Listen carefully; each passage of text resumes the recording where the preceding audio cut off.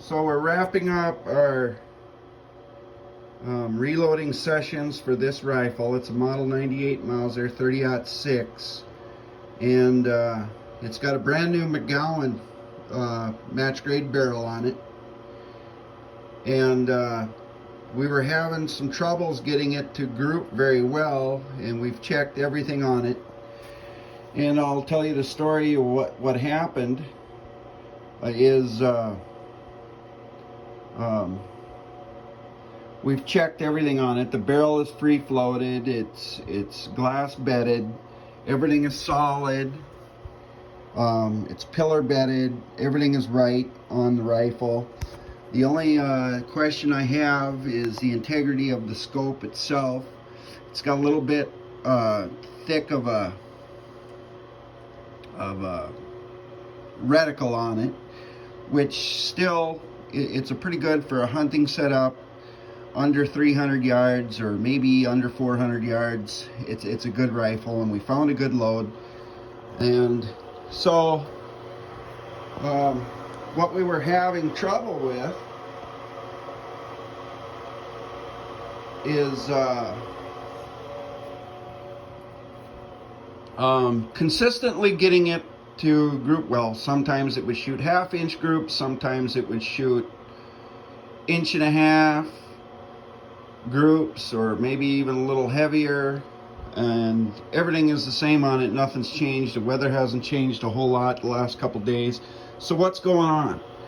So what we did is I took a good look at the brass, and the brass is anywhere from consistent to 5 grains plus or minus, and that's enough. If you have a bullet that's you have a cartridge, one weighs loaded 240 grains and the other one is 245 or 250 grains loaded, and that's enough to change the pressure in your cartridge where it's going to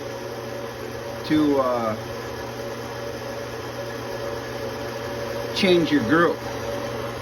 So especially what I was seeing is left and right, everything was staying right. So, but I would see one shot an inch higher, one shot a half inch lower, and maybe off a little bit to the left or right. It was all within a half inch, but that up or down, that variation, he was even showing up at 100 yards.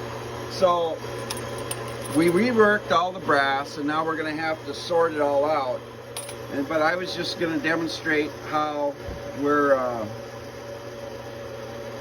how I go about trimming my brass. And so there isn't a whole lot I can do except to sort all this out. So what do you do in that situation, particularly now when you can't find good brass?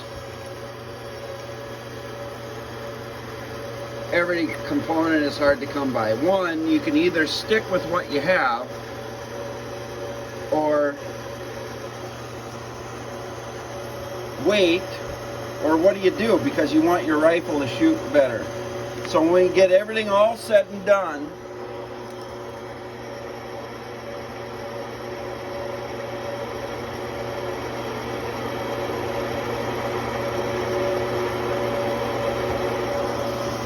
I just want to show what we're doing here, showing the trimming setup. These are 3 shots.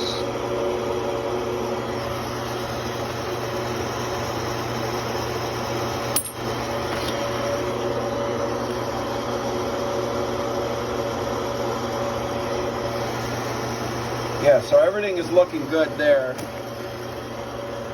Make sure we don't trim them again.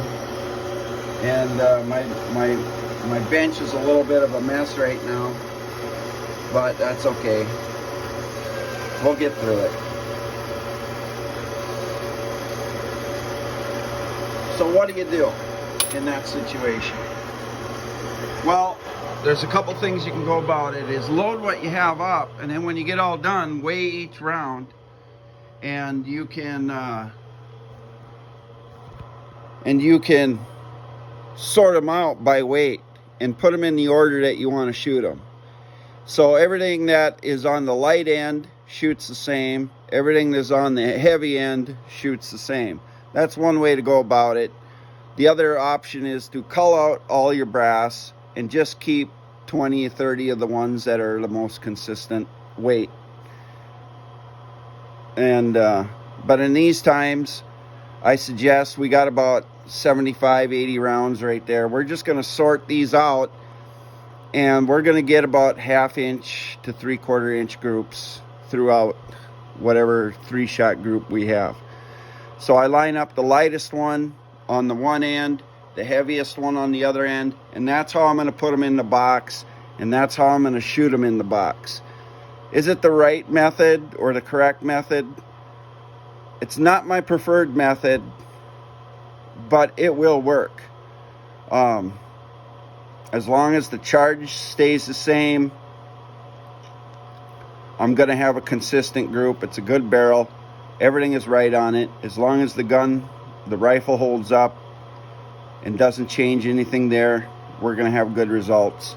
So I'm happy with how this shoots. What we ended up having a load that is shooting about 2,920 feet per second.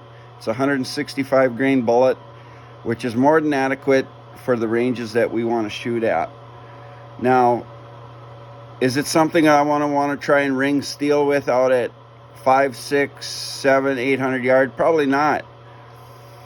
I have some different rifles for that and a different application. But for hunting purposes, this is what we want to do for the type of hunting that we're going to do with this rifle. So it's a good rifle. We'll be able to enjoy it once this brass is shot up. We're probably going to throw away this brass, get some stuff, either Nosler, Lapua, Hornady. Brass is pretty consistent. The problem with Hornady brass is we're going to have to deburr the flash holes, uniform the primer pockets, just kind of go through everything to get it right, and then there'll be a little bit of inconsistency. I like to find my brass that's within a less than 1 grain apart, plus or minus, preferably a 1/2 grain on either side, and that's how you get tighter groups. Your brass all has to be the same. So we're going to do the best with what we have, keep the budget lower on this rifle, and we're going to have good results.